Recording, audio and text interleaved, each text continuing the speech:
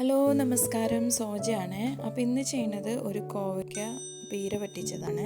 നമ്മൾ മീനൊക്കെ പീര പറ്റിക്കില്ലേ, അതേ ടേസ്റ്റിൽ തന്നെ നമുക്ക് കിട്ടും കേട്ടോ. അപ്പോൾ ഇത് എല്ലാവരും ഒന്ന് ട്രൈ ചെയ്ത് നോക്കണേ, നമുക്ക് എങ്ങനെയാണെന്ന് നോക്കാം. അപ്പോൾ ഞാൻ ദേ ഇവിടെ ചട്ടി ചൂടാക്കാൻ വെച്ചിട്ടുണ്ട്. ചട്ടി ചൂടായി വന്നു കഴിയുമ്പോൾ നമുക്കിതിലേക്ക് വെളിച്ചെണ്ണ ചേർത്ത് കൊടുക്കാം.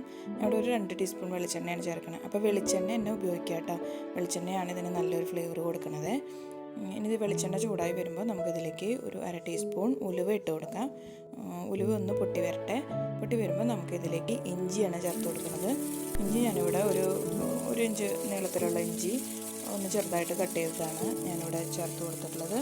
അപ്പോൾ ഇനി അതൊന്ന് ചേർത്ത് വഴണ്ട് കഴിയുമ്പോൾ നമുക്കിതിലേക്ക് പച്ചമുളക് ചേർത്ത് കൊടുക്കാം. പച്ചമുളക് ഒരു 3 എടുത്തിട്ടുണ്ട് കേട്ടോ. 3 കുറച്ച് ചെറുതാക്കി കട്ട് ചെയ്തിട്ട് അതും ചേർത്ത് കൊടുത്തിട്ടുണ്ട്. ഇനി അതിനെ അതൊന്ന് ചേർത്ത് വഴറ്റി കഴിയുമ്പോൾ നമുക്കിതിലേക്ക് ചെറിയ ഉള്ളി ചേർത്ത് കൊടുക്കാം. അപ്പോൾ ചെറിയ ഉള്ളി ഞാൻ ഇവിടെ ഒരു 10-12 എടുത്തിട്ടുണ്ട് കേട്ടോ, ചെറുതാക്കി അരിഞ്ഞിട്ട്. അപ്പോൾ നിങ്ങൾക്ക് ഇതിന് പകരം വേണമെന്നുണ്ടെന്നുണ്ടെങ്കിൽ സവാള ചേർത്ത് കൊടുക്കാം. ഇനി കറിവേപ്പിലയും കൂടി ചേർത്തിട്ട് നമുക്ക് ഇതൊന്ന് ജസ്റ്റ് ഒന്ന് വഴറ്റിയിട്ട് നമുക്കിതിലേക്ക് പൊടികൾ ചേർത്ത് കൊടുക്കാം. ഞാനിപ്പോൾ ഇവിടെ കാശ്മീരി ചില്ലിയാണ് ഉപയോഗിക്കുന്നത്. അപ്പോൾ അത് 1 ടീസ്പൂൺ എടുത്തിട്ടുണ്ട്. അപ്പോൾ അതാവുമ്പോൾ നല്ലൊരു കളറ് കിട്ടും, എന്നാൽ വലിയ എരിപ്പൊട്ട് മുന്നിലേക്ക് നിൽക്കില്ല കേട്ടോ.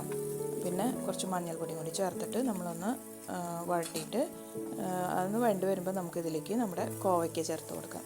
അപ്പോൾ കോവയ്ക്ക ഞാൻ ഇന്നിവിടെ എടുത്തിട്ടുള്ളത് ഒരു 600 ഗ്രാമാണ്. അപ്പോൾ അതിനെല്ലാം നീളമാണ് ഞാൻ കട്ട് ചെയ്തിട്ടുള്ളത് കേട്ടോ.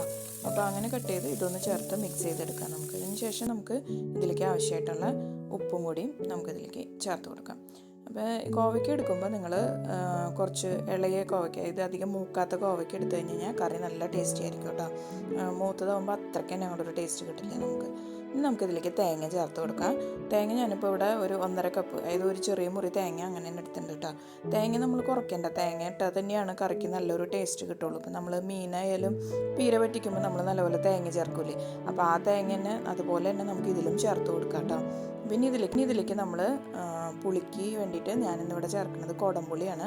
അപ്പോൾ കുടംപുളി ഞാനിവിടെ ഒരു കുടംപുളി കുറച്ച് നേരം കഴുകിയിട്ട് കുറച്ച് നേരം വെള്ളത്തിലിട്ട് വെച്ച ഒരു 1/2 കപ്പ് വെള്ളത്തിൽ ഇട്ട് വെച്ചതാണ് ചേർക്കുന്നത്. അപ്പോൾ ആ വെള്ളത്തോട് കൂടി ചേർത്തിട്ടുണ്ട് കേട്ടോ. പിന്നെ ഇതൊന്ന് മൂടി വെച്ചിട്ട് നമുക്ക് അതിൽ വേവിക്കണം. ഒരു 10 മിനിറ്റ് കറി റെഡിയായി. നമുക്ക് ഇത് ശരിക്കും മീൻ പീര പറ്റിച്ചതിൻ്റെ അതേ ടേസ്റ്റിൽ തന്നെ കിട്ടുന്ന ഒരു കോവയ്ക്കാണ്. ഇതുപോലെ എല്ലാവരും ഒന്ന് ട്രൈ ചെയ്ത് നോക്കാം, നിങ്ങൾക്ക് നല്ലൊരു റിസൾട്ട് കിട്ടും. അപ്പോൾ ട്രൈ ചെയ്ത് നിങ്ങളുടെ ഫീഡ്ബാക്ക്സ് തന്നെ അറിയിക്കണേ. അപ്പോൾ ഇതിൻ്റെ ഒരു ഫൈനൽ ടച്ച് എന്നുള്ള പോലെ ഞാൻ കുറച്ച് പച്ച വെളിച്ചെണ്ണ അങ്ങോട്ട് ഒഴിച്ചു കൊടുത്തത്.